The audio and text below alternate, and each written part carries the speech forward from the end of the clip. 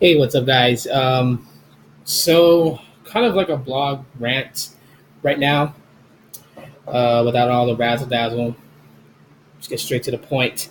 Um, so the last couple of days, I've just been thinking about a lot of things that was going on the October 4th thing. Yes, I'm still hung up on Google's event, but kind of just looking at things from different point of views. And this one I want to share with everybody because this one is just not a fear. It's not a fear per se, but it's more of like, could this possibly be what we expect in the future when it comes to Android and Google?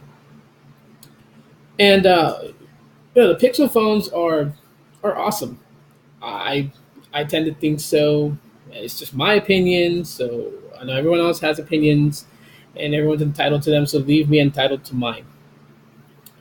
But one thing I do notice about the Pixel phones that Google's talking about, and it really kind of boils down to AI. Because I mean, if you guys watch the replay, or if you guys actually watched the live event, they went on really to talk about how far AI has gotten, as far as or as close as to human thinking, and that's a pretty significant jump when you think about it. Having a machine think the same way as the human brain does.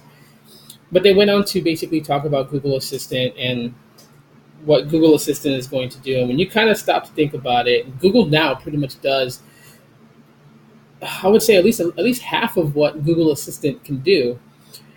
Sure, Google Now is a little more on the robotic side. Things are just pretty much like a stiff-handed type response. It's the conversation between you and Google Now is not as fluid as it can be with Assistant. And for those people who've downloaded and installed Allo, you pretty much know what I mean about the fluidity of conversation with Google Assistant.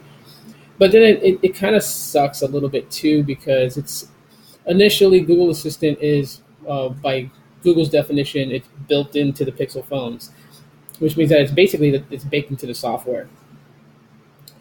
And when I think about it, I'm like, is there any future plans to roll this out to the mass majority of Android devices circulating the globe? And it almost feels cold. It almost feels as if Google has no intentions to really kind of push this along to other OEMs to then adopt into their skins, their UI, or whatnot. Which then, to me, it's like you hype up Google Assistant, but it just seems like that you just don't want to like share. And for argument's sake, I mean there is somewhat of a good reason why they wouldn't, and that is maybe they don't want OEMs spinning their own touch on it. Like how they have Android, and Samsung and HTC and all them has taken Android and made it kind of like their own thing with it, which was like far away from Google's vision sometimes. And maybe they're afraid that they'll do that with Assistant. I don't know, but I do kind of feel like there's this cold door that just shut.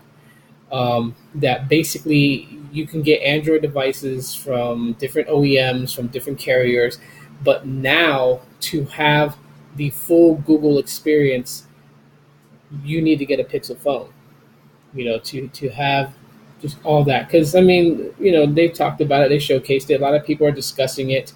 It's full of Google services, and sometimes I kind of find it weird when people are like, "We don't want all this Google bloatware in there," and it's like, then don't buy a Google phone. I mean, the point of them having that phone is to actually kind of push along a lot of their services that they have initially in the Play Store.